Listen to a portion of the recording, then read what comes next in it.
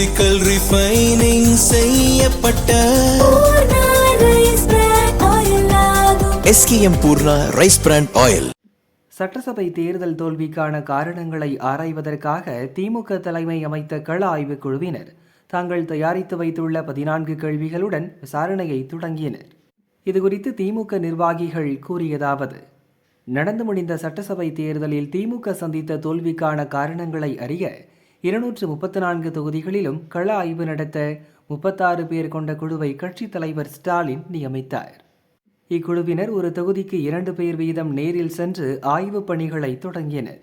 இவர்கள் திமுக தொண்டர்களின் உண்மையான கருத்துக்களையும் தோல்விக்கான காரணங்களையும் சேகரித்து திரட்டி வருகின்றனர்.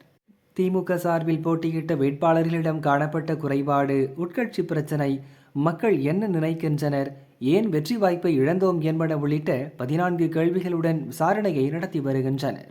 இக்குழுவினர் விசாரணை நடத்தும் போது சம்பந்தப்பட்ட மாவட்ட செயலர்கள், வேட்பாளர்கள், தொகுதி பார்வையாளர்கள் என யாரும் உடன் இருக்கக்கூடாது என கட்சி தலைமை ஏற்கனவே உத்தரவிட்டுள்ளது.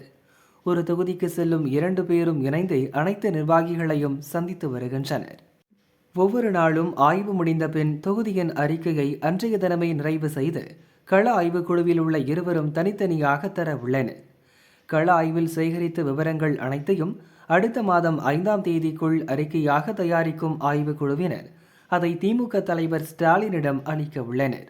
கள ஆய்வு முடிவுகளின் அடிப்படையில் கட்சியில் தீவிர மறுசீரமைப்பு மற்றும் அதிரடி மாற்றங்களை எடுக்க ஸ்டாலின் முடிவு செய்துள்ளார் என்று அவர்கள் கூறினர்.